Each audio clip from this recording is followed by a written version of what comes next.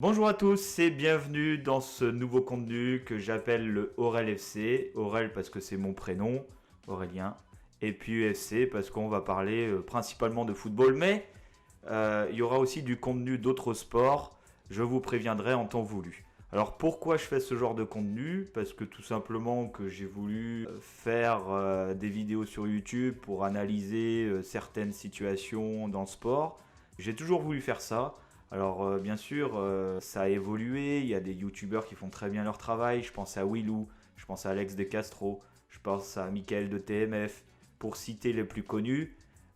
Et je parle en tant que pur youtubeur, parce qu'il y a aussi les interviews de Colin, donc Colin Interview. Il y a divers contenus, donc moi j'avais envie de me lancer, et c'est un exutoire. C'est pour ça que je suis là devant vous, et que je vais vous parler, pour commencer, du mercato hivernal et plus précisément de celui de Newcastle en Angleterre. C'est parti, générique.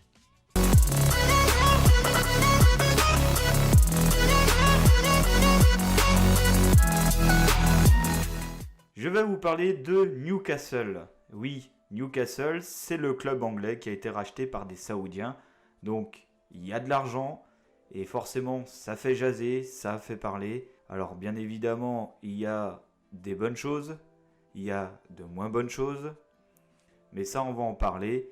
Mais j'aimerais commencer tout d'abord par le recrutement de l'entraîneur Eddie Howe. Il est arrivé en novembre dans une situation catastrophique pour le club anglais, dans les bas-fonds du classement de Première Ligue. Eddie Howe, pourquoi il a été choisi alors qu'on pensait notamment à Unai Emery, qui finalement a décliné l'offre. On a pensé à Roberto Martinez.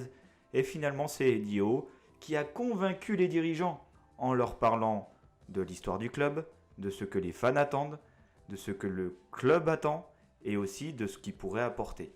Bon, c'est basique dit comme ça, mais Eddie Howe, il a été très intelligent dans ses paroles. Et résultat, il a été recruté. Il savait exactement et pertinemment ce qu'il fallait pour cette équipe. Alors bien entendu, il est arrivé en novembre, donc il ne pouvait pas recruter. Tactiquement, il a amélioré les choses. On le voit dans les matchs. On voit que les joueurs ils jouent mieux. Et ils ont même obtenu leur première victoire en décembre. Ça fait un peu tard. Bon, c'est pas encore parfait, il y a encore beaucoup de travail, mais on commence à y arriver. Et je pense que ce mercato qu'il a réalisé en conjointement avec les dirigeants, il est plutôt pas mal. Tout d'abord, on a vu l'arrivée de Kieran Trippier. Kieran Trippier, rappelons-le, c'était l'arrière droit de l'Atlético de Madrid. C'est un Anglais, t'as pas mieux. En plus, il a été sous les ordres d'Eddie Howe à Burnley. Donc, c'est le recrutement parfait. En plus, Newcastle avait besoin de se renforcer à l'arrière, à droite. Donc, très bien. La défense avait aussi besoin d'être renforcée à gauche. Et ils l'ont fait dans les dernières... même pas dernières minutes, derniers jours, pardon. Avec Matt Target. Si je prononce bien. Qui est en provenance d'Aston Villa. Alors, d'une, ils ont profité du fait que Lucas Digne est arrivé. Donc, ce joueur risquait d'être bloqué. Matt Target, c'est un très bon défenseur de Première Ligue. C'est de la qualité. Ça renforce là où il faut renforcer. Bonne recrue. C'est très bien. C'est bien visé. Et puis, dans les dernières minutes du mercato, ils le voulaient, ils l'ont eu. Ils ont recruté Dan Burn. C'est un grand défenseur de 29 ans qui a prouvé qu'il était très bon à Brighton. Il arrive aux côtés de Lascelles en défense centrale. Tu as deux défenseurs puissants qui sont de qualité. Je pense que la défense qui avait besoin d'être recrutée va pouvoir être enfin solide. C'est pas la plus solide, mais ça peut faire les choses pour cette deuxième partie de saison. Ensuite, au milieu, tout le monde en a parlé parce qu'en France, il y a eu une personne qui est partie de l'Olympique Lyonnais, c'est Bruno Guimaraes.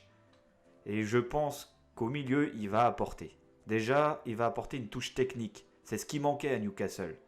Bien sûr, tu as John Joe Shelvey, tu as Joe Willock. Mais c'est pas encore ça.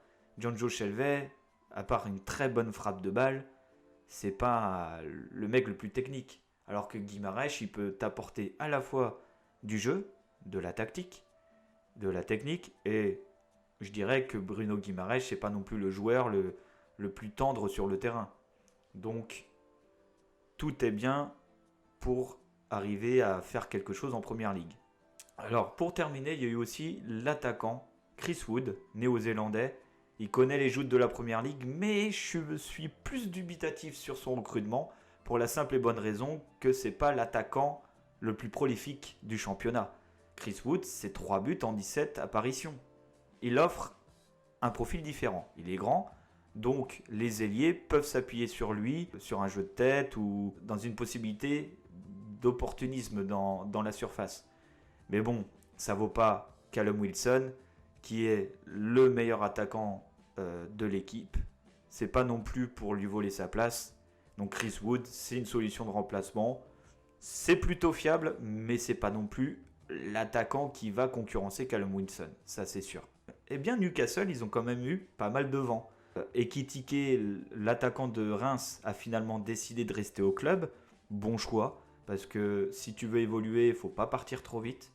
Ils ont voulu faire venir aussi Nketiah, l'ailier droit, qui a finalement choisi de partir à Crystal Palace l'été prochain. Donc il ne part pas tout de suite de chez les Gunners. Ils ont voulu faire venir aussi les Magpies Lingard. Alors là, ça a été compliqué parce que Lingard, ça aurait été la grosse recrue hivernale de Newcastle. Mais Manchester ne voulait pas le lâcher comme ça. Déjà, ils leur ont demandé une grosse indemnité. Et ensuite, finalement, ils n'ont pas trouvé de remplaçant à Lingard. Donc finalement, Jesse Lingard reste à MU. Et puis pour terminer, ils ont aussi voulu shipper Dele Alli à Everton. Mais le choix a été fait pour l'international anglais qui sera prêté chez les Toffees jusqu'à la fin de la saison. Voilà, j'espère que j'ai éclairé vos lanternes pour ceux qui ne connaissaient pas trop le mercato anglais et qui ne connaissaient pas non plus le mercato des Magpies. Je vous souhaite une très bonne journée et je vous dis à bientôt pour une nouvelle vidéo.